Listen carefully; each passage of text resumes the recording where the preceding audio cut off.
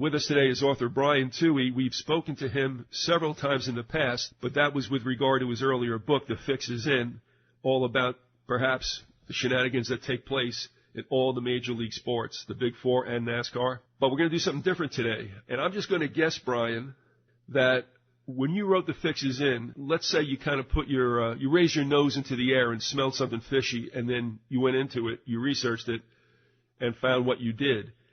With this book, the latest one, Disaster Government, did you raise your nose to the wind and smell something fishy in your own life and just looking at this and assessing it?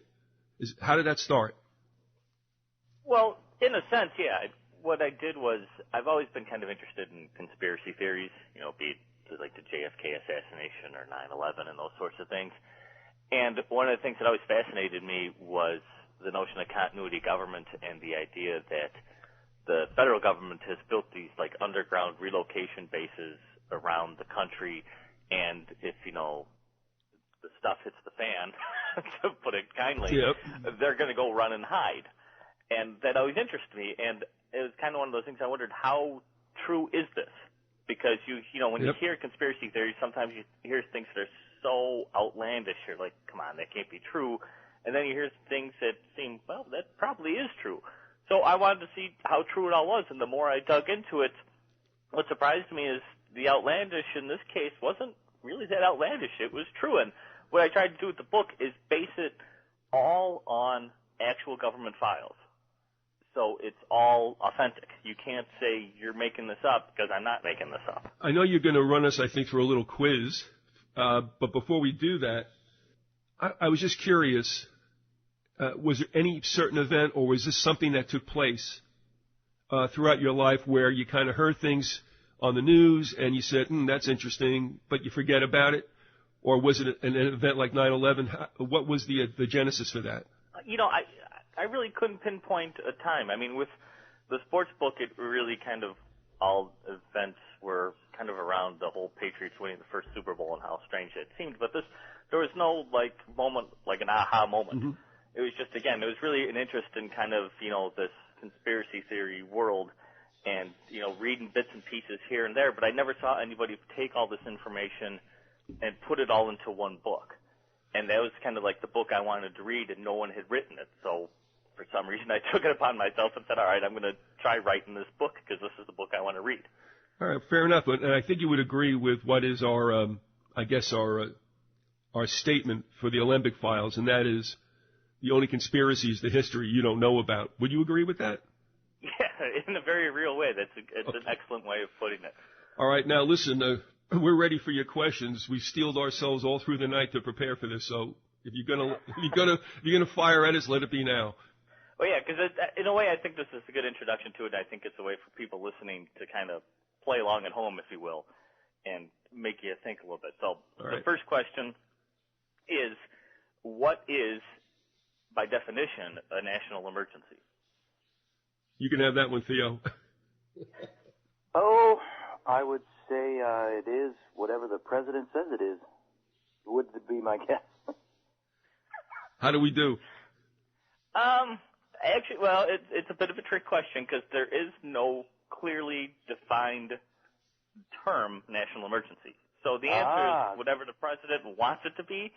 It isn't too far off because the only person who can declare a national emergency is the president of the United States. Well, we're going to take that point. The closest thing we've ever had is during the Reagan administration. They seemed to define it as a national security emergency, which meant anything that threatened national security could be deemed an emergency. But since then, that term's kind of fallen off, and it's just national emergency, and it's kind of a willy-nilly definition. That's interesting. Yeah. George Orwell noted several times that tyranny thrives in ambiguity. And there's a lot of ambiguity in this subject matter. That's the scary part of it all. So we'll move to question 2 then. How many national emergencies is the United States currently operating under? I can think of 3. How about you? I'd be, you know, it's one of these things where somebody says, guess my age, and you don't want to offend anybody. I would think it would be obviously far more than 3, but I would not know off the top of my head. I'd actually say 0. So you have 0 and we have 3. Is that 2 guesses? Yes. Okay. By my last count, which was basically the end of 2012, the United States was operating under 25 separate national emergencies. And by the way, and this does not shock me because you've kind of prepared me for it, but did you notice at all when you went through those documents, is this open-ended? Is this like until further notice, all 25? Well, that's the interesting thing is in 1976, Congress recognized that we were operating under 4 national emergencies, I'm sorry. One dated back to 1933, which was FDR and around the whole gold grabbing issue. Yep. That was still basically ongoing. The other one was Truman's, which basically started the Korean War. And then another 2 were by President Nixon. One was in relation to a postal worker strike, and the other one was in relation to like some import and export duties. And the Congress said, well, this is stupid. We shouldn't be operating under a national emergency because none of these things are ongoing. So they passed a bill and basically ended these things, and they said what happens now is if you want to declare a national emergency as the president, fine, but the emergency can only last 1 year, and at the end of the 1 year, if you want to renew it, you can renew it, but you have to let us know you're renewing it, and if we want to, as Congress, to put an end to it, we can. Well, what's happened then is with these 25 that were under, of many of them, and I don't remember the exact number, but I'd say a vast majority of those 25 are renewed every year, constantly. Right. It's like, it's an anniversary. This one comes to an end, we're renewing it right now. Or this one comes to an end, we're going to renew it. There's no end to these things, so they're all ongoing and have been ongoing for literally some of them for a decade or more. It seems, first of all, let me ask you if you ever came across anything that was done by then Senator from Idaho, Frank Church. Did you come across him at all? Well, he was the one who actually spurred the National Emergencies Act in 1976 that put an end to the 4 that were ongoing. Yeah, and what struck me about that, okay, because I've just taken it off from the top of my head, you kind of stirred up the memory of the church committee. That was a strange time, too, because that was in 76, you said, Brian? Exactly. And I think, didn't we have we had a Ford commission, I hope I got that right with the years, I think it is, where it looked into the JFK assassination. And where I'm going with this is that both results stunned me in that Ford commission came out with, yeah, there was a third shooter or a second shooter or whatever, and said, well, there may be a conspiracy, and then nothing happened. But it was almost like the same thing with Church. I mean, he got this stuff done. All right, here it is. And then it was like kind of back to business as usual, as if they were using the church committee to more or less take the heat out of a hot kitchen. Okay, we vented this situation. Now everybody can go away. And it seems that they do. But let me ask you again now, with 9/11, do you see a wider definition or more latitude, or even the absence of sunset mechanisms in legislature? Well, before we do that, let me ask my third and final question to you guys. Oh, I thought it was over. I'm sorry. No, that's okay, because this kind of leads into that anyway. Can you name any of the 25 national emergencies we're operating under? Oh. I may not know the exact names, but I know Well, where... you don't need the names. It's the situations. Put it that way. That's fine. The first one would be the Orwellian entitled Reconstruction Acts, which were just a reconquest is all that was. And another would be in 1933 when the banksters had FDR declare we the people, we the little people, enemies of the state. And another one would be the 9/11 Enabling Acts. I mean Patriot Acts. All right, hold on. I'm going to give you one I think that's more recent. I forgot where this was going. Is there anything that has to do with agriculture? No. All right, okay. So we're 0 for 4, I take it. Well, the 1933 one, like I say, with FDR, actually, that was the one that ended with the 1976 National Emergencies Act. That one did go on for 40-some-odd years before they put a kibosh on it. 9/11 is actually currently still a national emergency. Okay. Okay. Which makes absolutely no sense if you think rationally. As an emergency, it ended on 9/11. It shouldn't be ongoing, but yet every president, Bush and then Obama, keeps renewing it as a national emergency. Most of the other national emergencies do not actually deal with anything within the United States. In fact, I don't think any of them really deal with anything within the United States, which is counterintuitive. They all deal with emerging situations, like the situation in Zimbabwe is a national emergency for us. Okay, the situation in the Belarus is a national emergency for the United States. Terrorism in general is just considered a national emergency. Anything that affects the Middle East peace process is a national emergency. And these are the things that get renewed every year. And I think what it is that these are considered national emergencies because they theoretically affect national security. But more what it is it allows the president, if he wants to send the troops in, he can, because it's an emergency. It's threatening our security, and therefore we need to act upon it. And that's why these things continue to go, because if, they want to, they can create another Afghanistan situation or Iraq situation. What I was referring to, about 2 years ago... But before I get into that, sure. But what's not a national emergency, just so people can understand this, is like Hurricane Katrina, that Superstorm Sandy, like earthquakes in California. None of those are considered national emergencies. Yeah. Okay, things that actually affect people on U.S. soil, like the economy, the too big to fail situation, the housing bubble, all that, none of that is a national emergency. Even though that really affects us, it's not a national emergency. If anybody's taken any notice of this, I often go to New York City's radio, all news websites to find out what's going on. And this is not necessarily national news on your nightly networks, but there are a lot of unhappy people in Jersey and in New York who are sitting here watching the Congress bat around what they're going to do, how much they're going to give, and when it's going to be released. So yeah, when you say what you did, it is definitely evident to these people who are so far in the hole still to this date. It's startling. So I just wanted to ask you one thing, and that is, sure. When I came across it 2 years ago, there was something sent around. It's always the legislation that first comes out. People have this knee-jerk reaction to it and try to take it to its most draconian extent. But what I did find that was interesting in it, it was the first sniff I got that as DHS, Department of Homeland Security, becomes bigger and bigger, it starts to pretty much assimilate a lot of other government agencies. And to me, I can't see the DHS being all that effective because they're becoming unwieldy. But where I'm going with this was agriculture that I remember, that's that legislation, and the fact that now apparently the FDA, and if not the USDA, are being lumped under Department of Homeland Security, and everybody's going, what's going with that? But their justification was a corruption of food supplies that would be a terrorist event.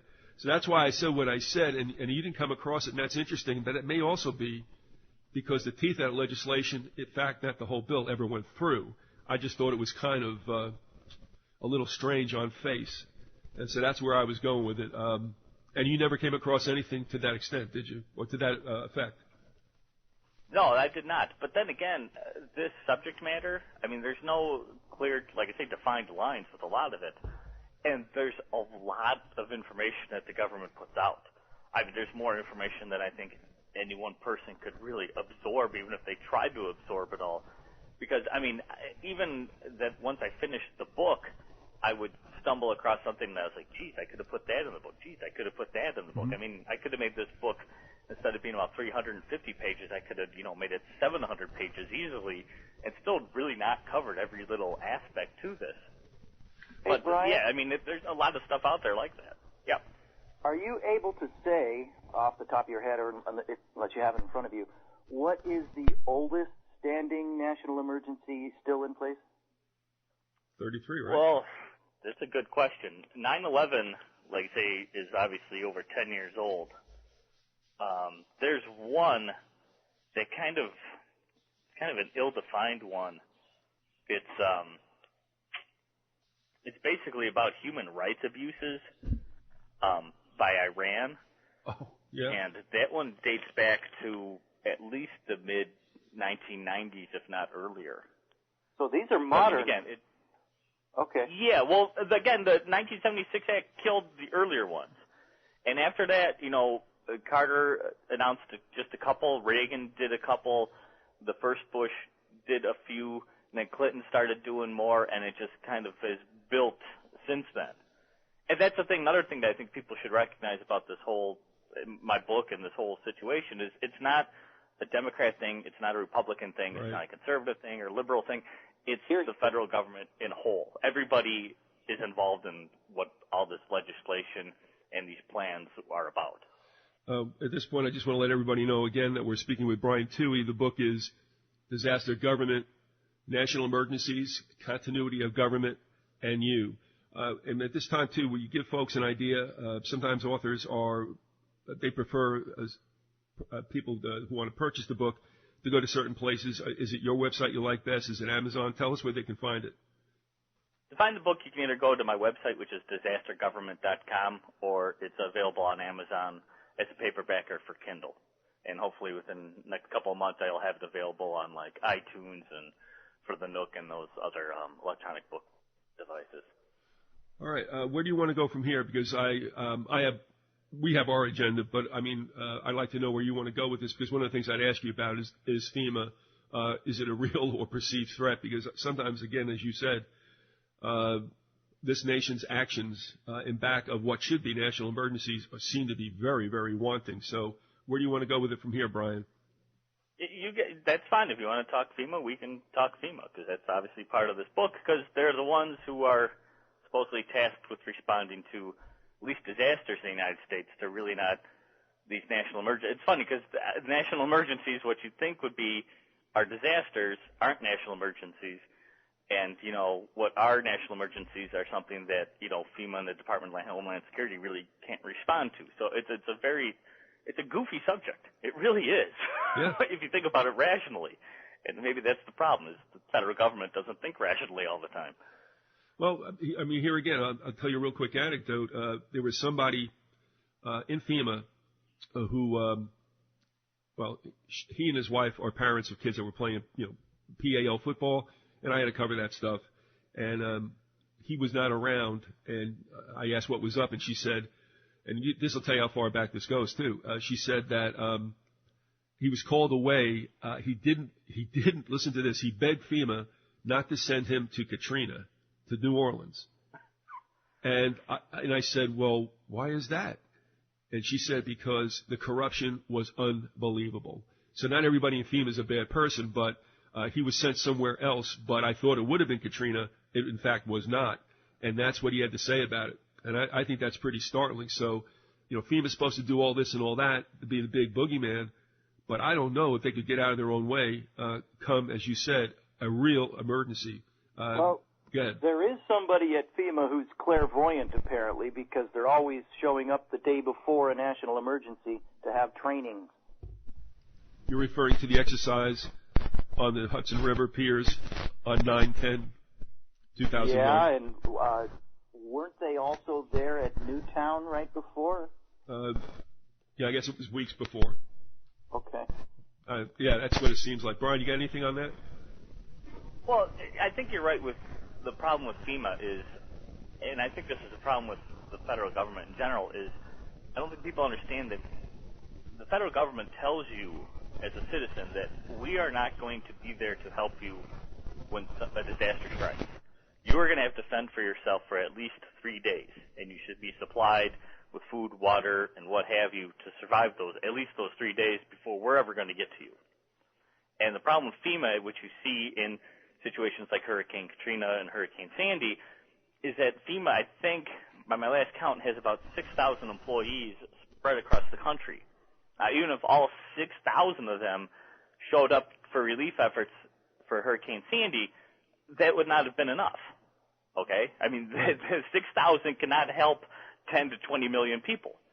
I mean, it helps a little bit, but it's not going to help everybody. People are going to fall through the cracks. Not everybody's going to get the food and water they want.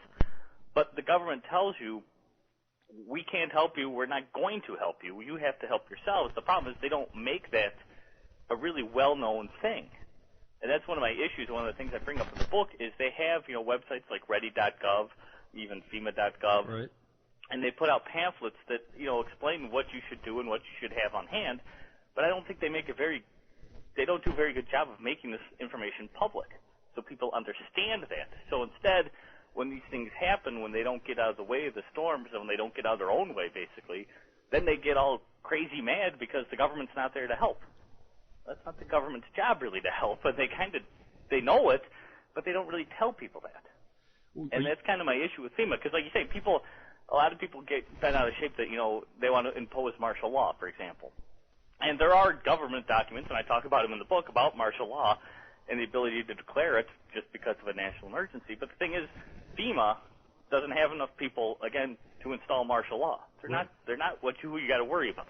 Because again, 6,000 people against 330 million people, they're not going to win. You're right. Oh no, this is something that the both of us have beat our head against the wall with, because the certain patriot crowd is always screaming about martial law, and it's like no. In a localized area, like the threat supposedly that they were about to step in the Rodney King riots, yeah, okay, fine. Yeah. This is a very big. Well, they did, and they actually did on the Rodney King riots. I mean, they did bring in federal troops to quell that. Okay. But again, that was a localized, small area, and it did its job. Within like 48 or 72 hours, everything was cool, and they left. Yeah, I mean, even with mercenaries, if you want to factor that in as possible troop numbers, this is a big country, and no country, at least the contiguous 48 states, has ever been put under nationwide martial law. That is an unbelievable, daunting task. And yet it could not be done by our own military. And I mean, it may not even be doable if they brought in UN troops for whatever reason. So this is something I think that they overreact to. In a localized situation, sure. But across the country, no, come on. Think about the manpower that would take. Yeah, especially when you go up to, the wide open areas, Montana and Wyoming and even upper Wisconsin and that. I mean, you can't have troops everywhere. I mean, if you want to control a city, if you want to control New York or Chicago or Los Angeles, sure, you can do that. You'd run a couple tanks in, a few thousand troops. You could probably, control it. But you're right, you can't do it from coast to coast, see the shiny sea type of thing. But the scary part is within the president's powers under a national emergency, he technically can't declare martial law. That's where it gets really scary, is the things that the government, especially the president, can do under a national emergency. And with us being under a national emergency, he could employ all these powers, and these powers include things such as controlling the media. It can be confiscation of your personal vehicle. It can be the rationing of food, water, and energy.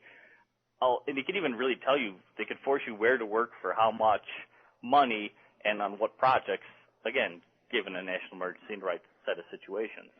You had mentioned certain places like Montana, they may not want to go, and it reminded me from Casablanca when Bogart tells the German, because there's some places in the United States you might not want to invade. So yeah, exactly. I'm thinking of Brooklyn. Sure. Another thing with this Sandy situation, I just wanted to share with you, I got emails from 3 different sources that were absolutely livid about the lack of cooperation that was afforded by FEMA. And I'll just give you 2 examples. One was a fuel supplier from Philadelphia whose drivers were supposed to go in and do what they could, and they were having problems not only logistically with all the mess, but because they were just being stopped. Another situation came about with people who were donating food and had like semis that were bringing food into the area and were allowed to in the early stages in the aftermath of Sandy, and then they were told by FEMA, no, these trucks are not going in, sorry, can't do it. And they had to stay on the outer fringes, make contact, thankfully, for cell phone towers that were working, and get the people who they were supplying to come out and get it and then go back. And if you remember, too, that was some of the stuff that was said about Katrina that a lot of people didn't believe in New Orleans, and they're saying, we're getting nothing. In fact, they're being told, don't go in. Anything about that, Brian, your take on that situation? Well, my brother actually is an electrical lineman who lives up in the Northeast, and he worked on a lot of the power lines after Sandy in New Jersey and New York, and he was telling me some similar stories where a lot of times these linemen will travel from around the country wherever, they're needed basically after storms. And he said it's amazing. You can have all these guys show up who know how to work on the electrical lines and can restore power very quickly. The problem is sometimes they won't let them, and sometimes nobody's in charge. Nobody tells them, go work on this first, that first. So they all get there and kind of argue with each other as to what to do. But he saw in New York where they had the main lines up and running, but they were basically told to unhook every house and force everybody who owned a house there in Staten Island and I think, some other borough, unhook every house from the power, make them pay $300 to be inspected first before they would restore their power to them. So you talk about corruption like in Hurricane Katrina. That situation in New York is incredibly corrupt, and you never hear about something like that in the news, that, hey, everybody got their house unhooked from power, even if it wasn't damaged, just because they had to be, quote, inspected, unquote, and pay this $300 fee to get their power restored. I mean, stuff like that happens all the time, and again, you don't hear about it. Theo, you have anything you want to say? Otherwise, I'll keep going, but I don't want to be rude. No, it just sounds par for the course. That's my only comment. But when we talk about this, and Brian, as you were just saying this, I mean, I guess one of the things that's happening besides me becoming senile is I go into these like associative things when people talk about stuff, these images come up. And what we were talking about before, and even with this now, it seems, I think you would say, to defy logic. But you know what that reminds me of?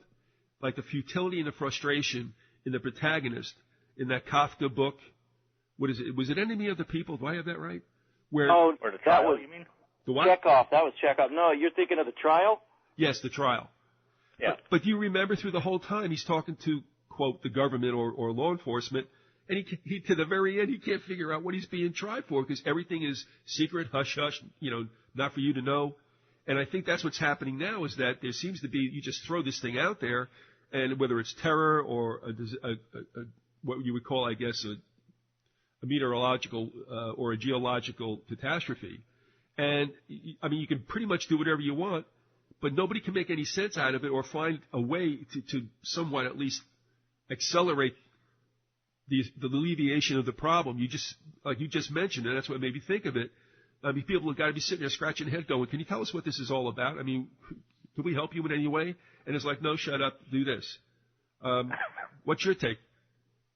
Well, you're right, and it even goes further than that is one of the things I talk about, obviously, with the book being titled Continuity Government in part, is, the Continuity Government program was started basically to save the federal government under any sort of circumstance, be it a nuclear war even. This program was designed to make sure that the federal government goes on because the thought would be that if the federal government goes on, then they can respond to whatever disaster or emergency it is, and that will help everybody in the United States. But the problem has become with these continuity government programs is they are so top secret, and for good reason. I mean, if you're going to have an emergency escape plan, you can't let everybody know what that is because then obviously your enemies will know what it is. But it's become so top secret that top-ranking members of our own federal government don't even know what the plan is. And one of the things I go through in the book is, with the events of 9/11, what happened continuity government-wise, because it revealed a lot of their planning and where they were going to go and how they responded. But the fact is, there were many people who had no idea what to do.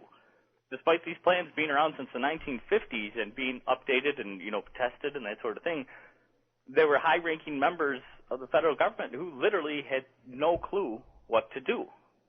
So why are they spending all this money and plans and building all these relocation sites and things of that nature if nobody knows what the plan is?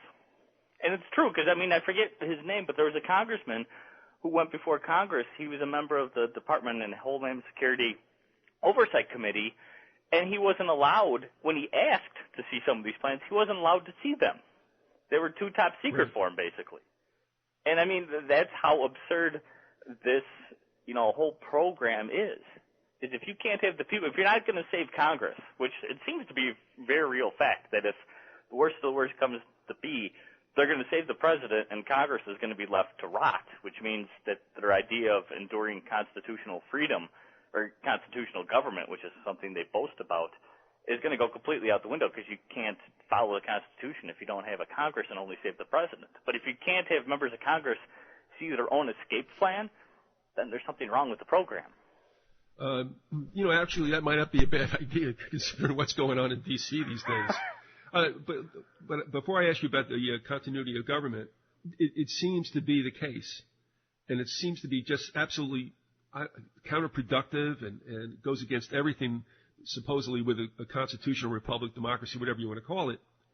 But if you get into the worst times a nation could possibly have, it's almost as if instead of having a body of people making considered decisions, you actually can throw everything on the president, and you've got yourself, at least for a temporary period, what we would call a monarchy/dictatorship. How do you feel about that? You're exactly right. And that's the scary part. Because really what they've set up with all of these plans and such is for really a legal coup or legal overthrow of the United States constitutional form of government. Because they basically, and Congress is to blame, they basically are willing to hand over all their power to the president in an emergency. Now, technically, like I said, right now we're under 25 of them. So if Obama was so inclined, he could unleash a lot of really evil, scary legislation upon this country and literally take over the country based off, the conditions in Zimbabwe, which makes absolutely no sense, but that's the way it's aligned. And that's what's going to happen. And that's what they set up to happen, is that if, again, nuclear war breaks out, Congress may or may not survive, but the president will, most likely, and he'll be the one to be allowed to respond. And in a way, it makes sense, because somebody has to be able to react in an emergency now. You can't wait for Congress to get together, all talk and hash things out if the bombs are dropping, You got to respond now. But that's the thing, is if you want to have the Constitution and save the Constitution, in many ways you have to throw the Constitution out when the worst of the worst happens. And I don't know if that's right or if that's wrong, but it kind of, like I say, it kind of makes sense. No doubt. We're at the bottom of the hour. Brian Touhy is with us. The book about which we are speaking is Disaster Government. And again, Brian, anything else you want to add? I don't think we've talked about the website, and that's pretty interesting. More labyrinthine than I thought. You have a lot of information there. Would you speak to that, please? Well, on the website, I try to make it kind of an accessory to the book, because one of the things is, and the book might get a little dense for some people just because I quote so much from the actual government documents on which this book is based, because I think you need to read them. You need to see that I'm not cherry-picking like one line out of some massive bill and say, this is a problem. I'm trying to give you the context, the reader the context of what is really happening here and what it's really all about. But what I put on my website, there's a lot of stuff related to that, and I give you links to some of the full documents so you can read the entire thing if you want to and see where I got some of this stuff and how to find some of this information, because it's information people should know. They should realize about this, because it's a subject that isn't talked about very much, but the fact is it could become very important in a very short period of time. You had mentioned about maybe it's a good thing not for the feds to come in, or they're going to muck things up, but I think you hinted upon the fact that is it time for people, no matter where they are, because this doesn't have to be necessarily a terrorist thing. We've seen the very disastrous weather that we've been subject to the last couple of years. Are you saying that it might be time for people to seriously think and prepare to be self-sufficient? I don't know if they have to be completely self-sufficient. I don't think myself. I don't go to the level of preparation that some of these, like you see the TV show like Disaster Preppers, where these guys have enough food for 3 years and are armed to the teeth, ready to defend the property. If you want to do that, I have no problem with you doing it, but I don't feel the need to go that far. But to have, again, like a week's supply of food and water around, given, a disaster, I don't think that's a bad idea, because, again, the federal government's not going to be there to help you. And one of the things that bothers me, too, is that the federal government, spends all this money preparations and plans. And, I mean, they supposedly have a plan in place to respond to every type of major event. I mean, a terrorist attack, be it a biological one, a chemical one, a nuclear one, and they have plans in place to respond to major earthquakes and major hurricanes. But even though they supposedly have this plan in place, you see it completely fail when we have a hurricane. So why are they spending all this money to create these response teams that may have to travel, clear across the country to respond when everybody knows, even in a terrorist event, the immediate responders are going to be local law enforcement, fire and rescue, and maybe even the National Guard. They're going to be there first. They're going to be there well ahead of federal government. So why isn't the money going to fund them more? Why isn't it more on the local level? Because on the federal level, the bureaucracy involved is so overarching and so confused that they don't know what to do, and it takes them so long to get there that it's too late. And that's what kind of bugs me about the whole thing, is the money's being so misappropriated is to be laughable. Yeah, I remember that there were a number of people on the Jersey Shore, and no matter what those shacks or cottages look like, they're still prime real estate because of their proximity to the shore and the ocean and all that. But there was always the threat that a hurricane could come over and ruin their day, but it never happened, and what happens is people get kind of lax and think it's never going to occur. Exactly. And I saw people in various states of either anger or fear, and I just thought, because I do this for myself, and like you said, you don't have to get really crazy about what you do to make yourself as self-sufficient as would be practical. But I saw that and I said to myself, folks, this always was a chance, and you just, you got lazy, and I understand why, but certainly now after these disasters, and you get this with the tornadoes, every single year we see stories. Yeah. Is it not smart to at least, in other words, hey, you got to get a 2-plate Coleman burner, a couple of cans of propane, some food and all that, and even if you have to boogie out of the house, you're going to be okay for an extended period of time. I can't see really that there should be any excuse any longer for people not to be prepared for the worst possible scenario, and that really doesn't entail a lot of money or cumbersome equipment. But you could see that the people there were just absolutely like, I don't mean this nastily, but they were like infants. I mean, they just could not care for themselves, and that put them in a greater state of duress. And I'm shaking my head saying, hey, if not now, please never again. Yeah, I agree with you wholeheartedly on that. I mean, again, not to pick on people, but you look at Hurricane Katrina in New Orleans. I mean, the Weather Channel at the time had a show called I forgot what it was called. It's basically, what's the worst case scenario type of show. And their first episode they did was a Category 5 hurricane hit in New Orleans, and they never even aired the program because it happened before they finished creating the program. But the thing with, New Orleans is it's underground. I mean, it's below sea level. And, the people living there should have realized hurricanes happen all the time. If a really bad hurricane comes through here, the city's going to be swamped. But you're right. People, it doesn't happen. And they just go, wow, it's never going to happen.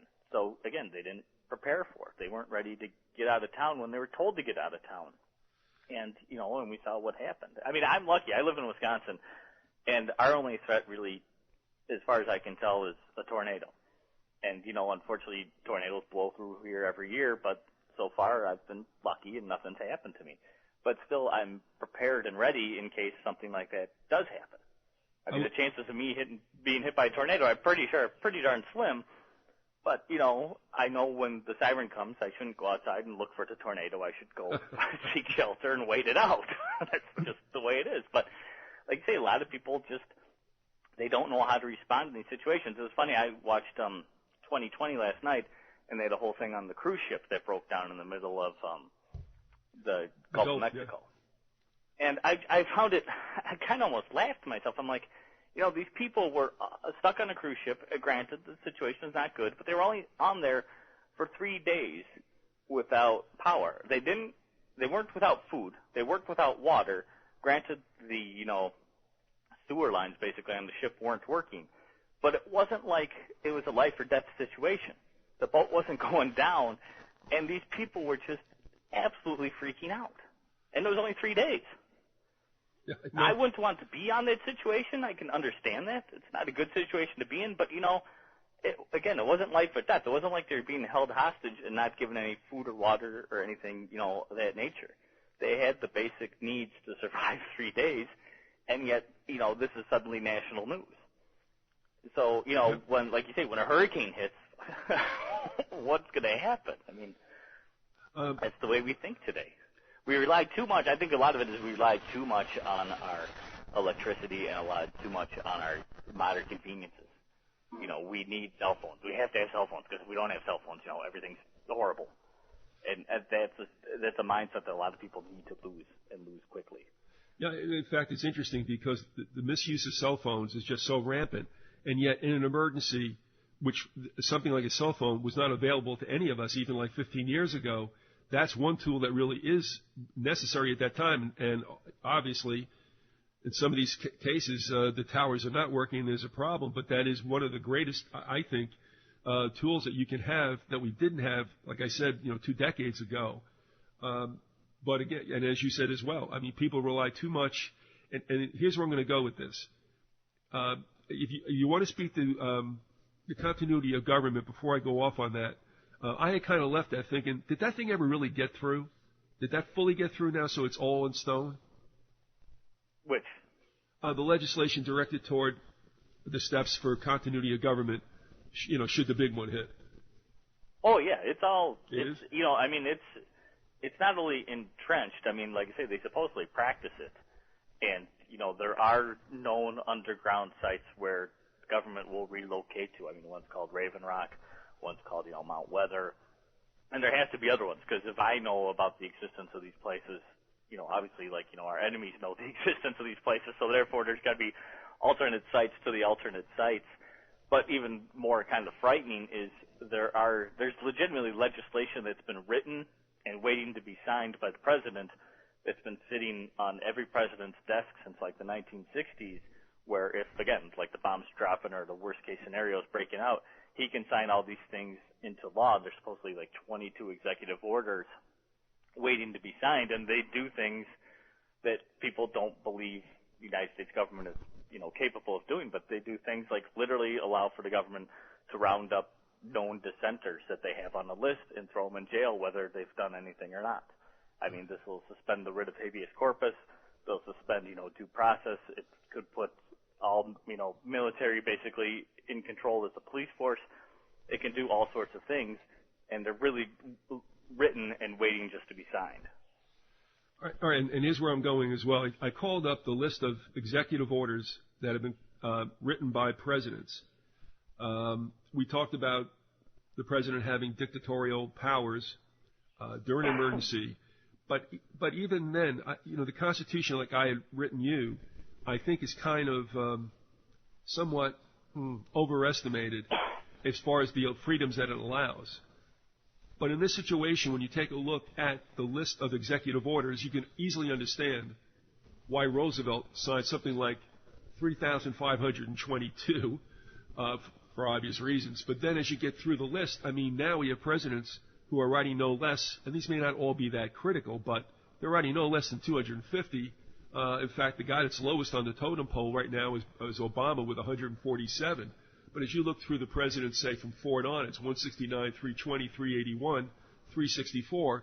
What this starts to make me tend to believe, and this goes along also with the federal government wanting to be involved in everything to provide, but it can't, and that is we're almost like losing whatever this government or this style of governance was supposed to be, and you're kind of turning it into a socialist type of government because everything now seems to devolve upon the federal government. Your thoughts? I agree. I mean, I have a group of friends that we talk political things, about once a month, just to, so we don't have to talk about the wife and kids all the time, type of thing. And I've argued about that. I've said, in my opinion, as good as the Constitution is, I really think it's to a real extent null and void, because everything in there, you can find some other law at some point in time that's passed that's made even like, the basic freedoms like freedom of speech and stuff kind of moot. And I think that's the big thing with continuity of government is the idea of continuity of government is not a bad one. The idea that we need to protect the government no matter the situation so the whole country survives is not a bad idea, but that's protecting that kind of pure form of government that we all want to believe the United States is. You know, we want to believe in that all men are created equal, the pursuit of life, liberty, and happiness, that sort of thing. We want to believe that's the way the government is, and that should be protected because that's really, really a great idea.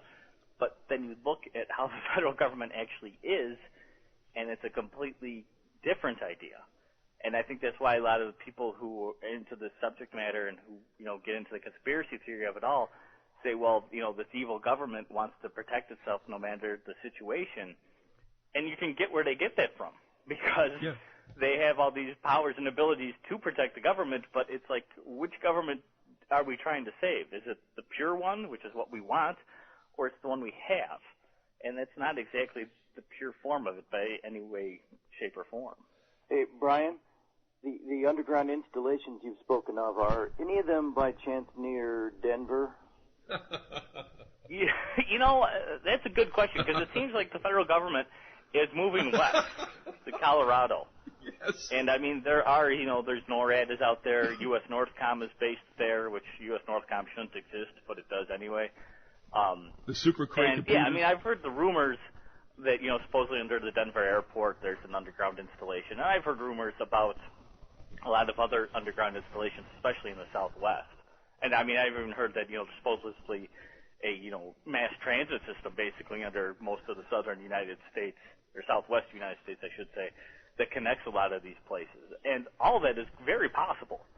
I'm not ruling it out because they have the technology to do it, and we know the government spends so much money that nobody can keep track of it all.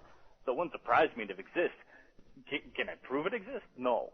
And no one that I know of has been able to prove it exists either, but it doesn't mean it's not there. Do you have a follow-up, Theo? No, just, that good old New World Order airport. The one they had before it was a completely sufficient airport, and no, that wasn't enough. And now they have, even above ground, they built facilities that they're not even using. There are a lot of things going on there. And as you mentioned, Brian, those crazy murals underground. That's a creepy place. Yeah, I was there not too long ago. I was there in October at the Denver airport. I wasn't there, too long. I mean, who wants to hang out in the airport? But I saw some of those pictures, and, it's one of those things where you're like, really? That's what you guys put up? Of all the things you could have a picture of, that's what you put up? It is a little odd. There's a book from 1943. The author's name is Carlson, and it's called Undercover. Thank you. And he predicted that the capital is going to be, in the future, the capital will be moved from D.C. to Denver. Back in 43, that was written about. Really? Yeah. Did he say why? Yeah. There's two things going on here. One is, as Theo was saying, this guy Carlson was federal. Was he FBI? I don't know. Okay. But he infiltrated super patriots right before and during the early stages of World War II. And you can read the book online. It's very interesting. It's 2 words, Undercover. But the patriots at that time had wanted a new government and a new start, and they had picked Denver to be it. Now, there is some kind of thought that in time to come, if we do get into this, we got this European Union going on, there's the African Union, if we get into a regional government, that Denver would be a hub, so to speak, because of its proximity and equal distance, so to speak, between Mexico and Canada. So Denver has always been kind of out there. And as you just said, Brian, it's true. I mean, the CIA has moved a lot of hardware out there. The Rocky Mountain West is an interesting place and obviously would provide probably the best protection for whatever subterranean goings on there may be. But here's another thing to take a look at. I don't know if anybody ever has done this. I'm not sure how it would look on Google Map, but if you've ever seen the air exchangers that are facilitating whatever is down below, they are as big as high rises. So it's obviously something's being pumped in or being let out of whatever is below Denver Airport. And I even had a pilot buddy, flew for Continental. He came back one day and he said, we fly into Denver Airport. And he goes, and I can't understand why they're building more runways when the place is so little used. And I said, it's not for now, it's for what's to come. And he kind of looked at me because he doesn't want to know that I might have been initiated into the tinfoil hat wearers.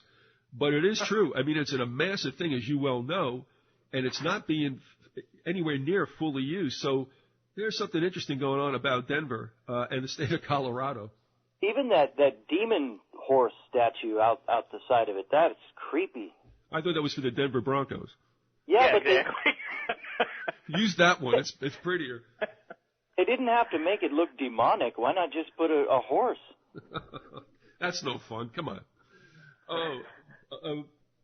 But going back to this whole situation with Denver, as was brought up, there is something definitely going on. And we used to kid around about this, and you probably touched upon this in your research. You already mentioned 2 facilities, but I'm just wondering how wonderful this subterranean railroad is that would spirit people out of D.C. into the western vines. But will you tell me, where is Rock Raven? Is that Maryland? Raven Rock, sorry. I believe it's in Maryland because it's supposedly about 6 miles from Camp David. Yeah, that's right. I was wondering if that and were the one. Supposedly, again, one of the rumors is that there's an underground tunnel that connects Camp David to Raven Rock. So if the president was at Camp David, he could basically be whisked to this secure underground facility if need be, which wouldn't surprise me. Another thing also is that people get all up in arms about suspensions of posse comitatus and habeas corpus, which, by the way, is defined in the Constitution as not a right but a privilege. But they've been breached before. I think people really forget, and I think I got a little bit on you in this case, Brian, because of my age. But, I mean, the 60s were crazy. The late 50s were crazy. And there was definitely federal troops called out several times. I believe Eisenhower did. I know JFK did. So that this has already happened. In a sense, we don't want to see it happen. But the precedent's already been there. I'm surprised that it's taken this long for it not to rear its head. Did you go into any of that as far as these kind of suspensions? I know that you mentioned about Lincoln, but go ahead. Yeah, no, I did get into the whole Posse Comitatus Act, and like you said, the 60s, because that was a time, like, the shootings at Kent State occurred because basically of Posse Comitatus Act. I mean, that was, they had federal troops situated and available for certain riots because there were, like you say, all kind of crazy things happened. You had the Watt riots in L.A., down in Mississippi? Protests everywhere. I mean, and I talk about Posse Comitatus, and there are exceptions to it as it stands now. I mean, the Congress has allowed, well, first of all, people have to remember it's not, like you say, it's not a right. It wasn't in the Constitution.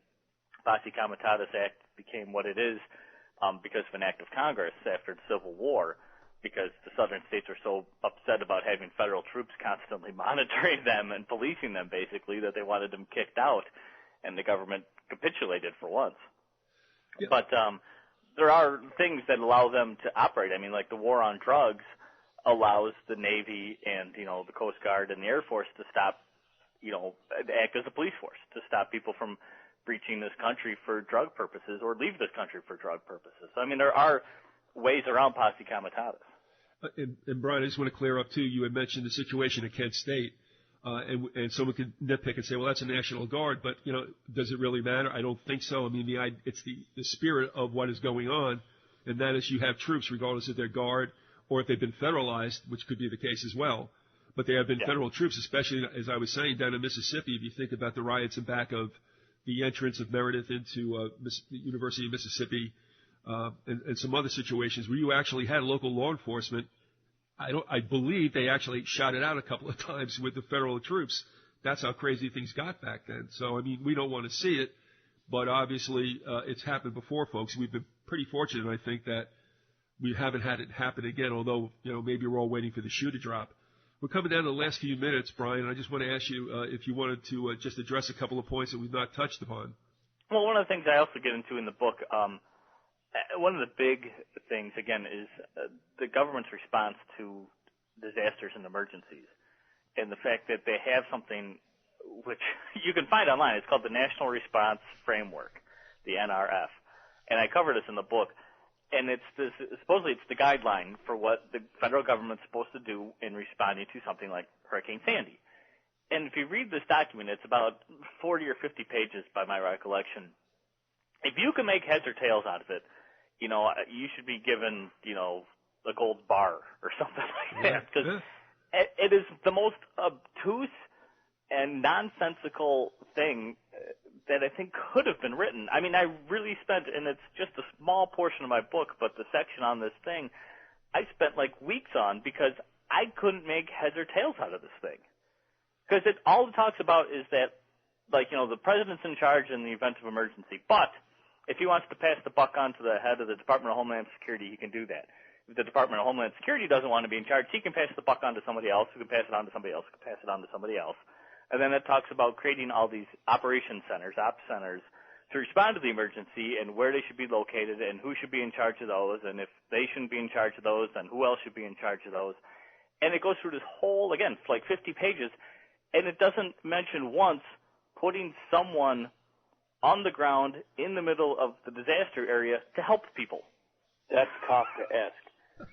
It's bizarre. And like you say, I mean, I hope I did a good job of explaining it in the book, because people should know this. I mean, this is our federal government's current guideline for how to respond to a disaster, and it's just completely nonsensical and bureaucratic. It's unbelievable. And I mean, that's just a small portion of all of this, but that's the truth of it. Well, this stuff is written like your insurance policy. It's like reading a phone book. I mean, it begs you not to go any further. Exactly. Theo, you got last shot. Go ahead. This is fascinating, Brian. I'm just, I think as of a couple of years ago, you were working on another sports book. I'm interested to know how you got veered into this. How did that happen? It was kind of like a side project, It's like if you're in a band and like the lead singer goes off and does a solo album. It's kind of what this was.